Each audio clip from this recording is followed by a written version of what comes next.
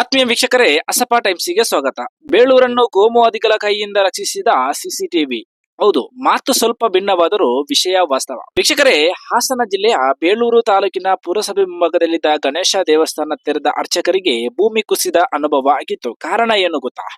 ತಾವು ದಿನನಿತ್ಯ ಬಂದು ಪೂಜೆ ಪುರಸ್ಕಾರ ಮಾಡುವ ಗಣಪನ ಮೇಲೆ ಯಾರೋ ಅವಿವೇಕಿಗಳು ಚಪ್ಪಲಿಯನ್ನು ಇಟ್ಟು ಹೋಗಿದ್ದರು. ಆ ವಿಷಯ ಕಾಡ್ಗಿಚ್ಚಿನಂತೆ ರಾಜ್ಯವಿಡೀ ಹರಡಿ ಮಾಧ್ಯಮಗಳು ಬ್ರೇಕಿಂಗ್ ಸುದ್ದಿ ಎಂದು ಬೊಬ್ಬೇಡಲು ಶುರು ಮಾಡಿದವು. ಇಂತಹ ಘಟನೆಗಳು ನಡೆದಾಗ ಮನುಷ್ಯ ಸಹಜವಾಗಿ ತುಂಬಾನೇ ಆಘಾತವಾಗುತ್ತದೆ. ಯಾಕೆಂದ್ರೆ ದಿನನಿತ್ಯ ಪೂಜಿಸುವ ಅಥವಾ ಆರಾಧಿಸುವ ವಸ್ತುವಿಗೆ ಈ ರೀತಿ ಅವಮಾನ ಆದರೆ ಖಂಡಿತ ನೋವಾಗೇ ಆಗುತ್ತೆ. ಆದರೆ ಇಂತಹ ಭಾವನಾತ್ಮಕ ಸಂದರ್ಭಗಳನ್ನು ತಮ್ಮ ಲಾಭಕ್ಕಾಗಿ ಬಳಸಿಕೊಳ್ಳುವವರಿಂದಲೇ ಸಮಾಜ ಇಷ್ಟೊಂದು ಹಾಳಾಗಿತ್ತು. ಇನ್ನು ಬೇಳೂರಿನ ಈ ಘಟನೆ ನಂತರ ಭಾರತದಲ್ಲಿ ಈಗ ನಡೆಯುತ್ತಿರುವಂತೆ ಸಹಜವಾಗಿ ಎಲ್ಲರ ಅನುಮಾನದ ದೃಷ್ಟಿ ಒಂದು ಸಮುದಾಯದ ಮೇಲೆ ಬಡತೊಡಗಿತ್ತು. ಇತ್ತ ಸುದ್ದಿ ಮಾಧ್ಯಮಗಳು ಅದಕ್ಕೆ ಪೂರಕವಾಗುವಂತೆ ವೆರೈಟಿ ಸುದ್ದಿಗಳನ್ನು ಬ್ರೇಕ್ಲೈನ್ ನೆಪದಲ್ಲಿ ಬಿತ್ತರಿಸಿದರೆ, ಅತ್ತ ಒಂದು ರಾಜಕೀಯ ಪಕ್ಷ ಒಂದು ವಾರಕ್ಕೆ ಆಗುವಷ್ಟು ಔತಣ ಲಭ್ಯವಾದ ಖುಷಿಯಲ್ಲಿ ಇತ್ತು.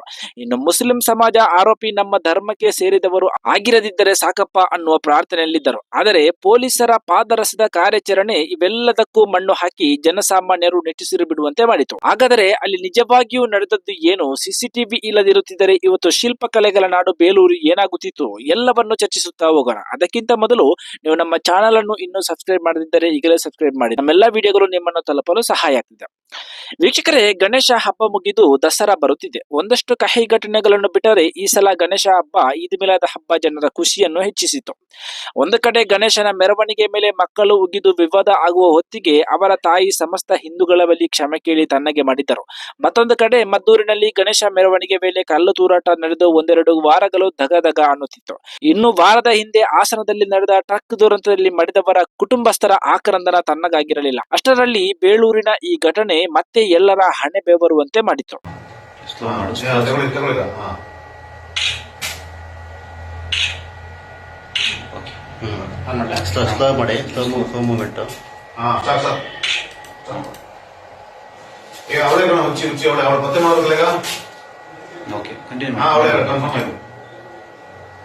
ಈಗ ಯಾರೋ ಸಿಬ್ಬಂದಿ ಬಿಟ್ಟು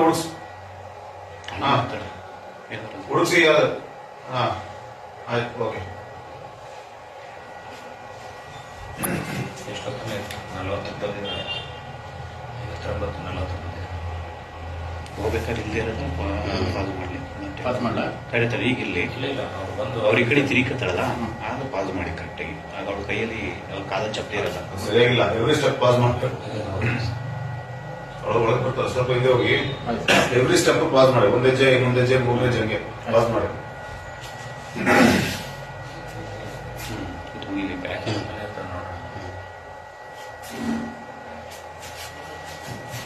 ಈಗ ಸ್ಟಾರ್ಟ್ ಮಾಡಿ. ಅವರಿಂದ 3 ತಕ್ಷಣ ಪಾಸು ಪಾಸ್ ಪಾಸ್ ಹೇಗೆ ಹೋಗ್ತಾವಳೆ ಚಪ್ಪಲಿ ಇಡಕ್ಕೆ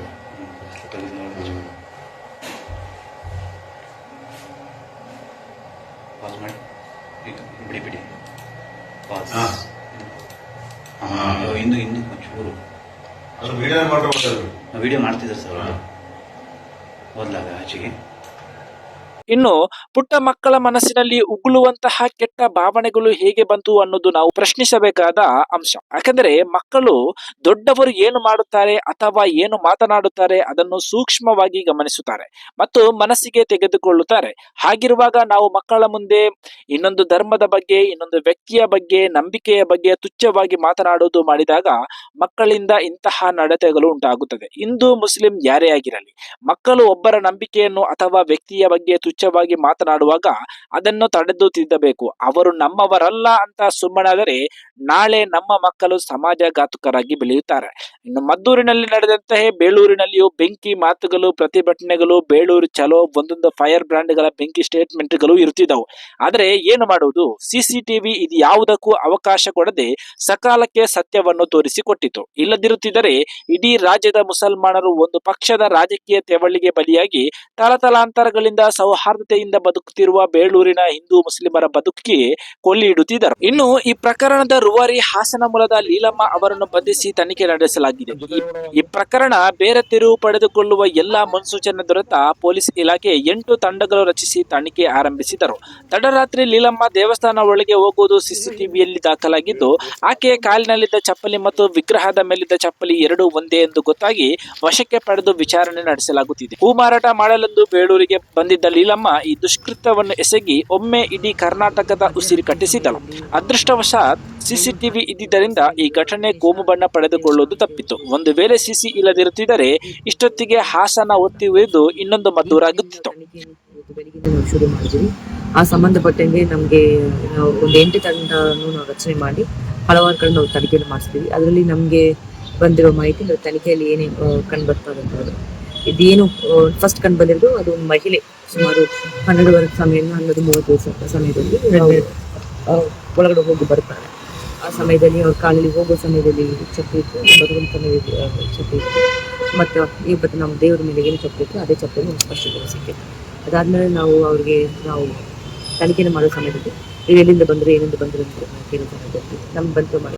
ಇನ್ನು ಬೆಂಗಳೂರಿನ ಮಹದೇವಪುರ ಹೂಡಿ ಗ್ರಾಮ ಕೊಡಗನಹಳ್ಳಿಯಲ್ಲಿ ಕೆಲವು ಪುಂಡ ಪೊಕ್ಕರಿಗಳು ತಮ್ಮ ಬುಲೆಟ್ ಬೈಕಿಗೆ ಕರ್ಕಶ ಶಬ್ದವನ್ನು ಅಳವಡಿಸಿ ಏರಿಯಾ ಇಡೀ ಸುತ್ತಾಡುತ್ತಿದ್ದರು. ಇದರಿಂದ ಬೆಸತ್ತ ಏರಿಯಾ ನಿವಾಸಿಗಳು ಯುವಕರನ್ನು ತಡೆದು ತರಾಟೆಗೆ ತೆಗೆದುಕೊಂಡರು. ಯುವಕರು ತಮ್ಮ ಪುಂಡಾಟಿಕೆಯನ್ನು ಮೆರೆದಿದ್ದು, ಅದೇನು ಮಾಡ್ತೀರಾ ಮಾಡಿ ಎಂದು ಮತ್ತೆ ಕರ್ಕಶ ಶಬ್ದ ಮಾಡುತ್ತಾ ರೈಡು ಹೊರಟಿದ್ದರು. ನಂತರ ಕೆಲವರು ಹೊಯ್ಸಳ ಪೊಲೀಸರಿಗೆ ಕರೆ ಮಾಡಿದಾಗ ಜಾಗ ಖಾಲಿ ಮಾಡಿದ್ದಾರೆ. ಇದಕ್ಕೆ ಸಂಬಂಧಿಸಿದ ವಿಡಿಯೋ ಒಂದು ಮೊಬೈಲ್ನಲ್ಲಿ ಸೆರೆಯಾಗಿದೆ, ನೋಡಿ.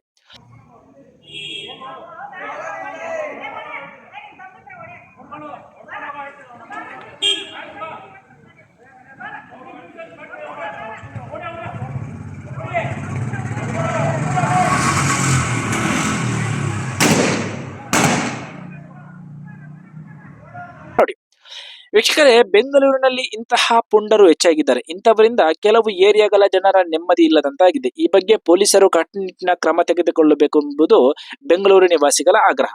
ವೀಕ್ಷಕರೇ, ಇದು ಇವತ್ತಿನ ಅಸಪಾ ಟೈಮ್ಸ್ ವಿಶೇಷ ಕಾರ್ಯಕ್ರಮ. ಇನ್ನಷ್ಟು ಮಾಹಿತಿಗಳಿಗಾಗಿ ಅಸಪಾ ಟೈಮ್ಸ್ ಅನ್ನು ನೋಡ್ತೀರಿ. ಈ ಮಾಹಿತಿ ನಿಮಗೆ ಹೇಗೆ ಅನಿಸಿತು ಎಂದು ಕಾಮೆಂಟ್ ಮಾಡುವ ಮೂಲಕ ತಿಳಿಸಿ. ಶೇರ್ ಮಾಡುವ ಮೂಲಕ ನಿಮ್ಮವರಿಗೂ ಮಾಹಿತಿಯನ್ನು ತಲುಪಿಸಿ. ಸಬ್ಸ್ಕ್ರೈಬ್ ಮಾಡುವ ಮೂಲಕ ನಮ್ಮನ್ನು ಬೆಂಬಲಿಸಿ. ಧನ್ಯವಾದಗಳು.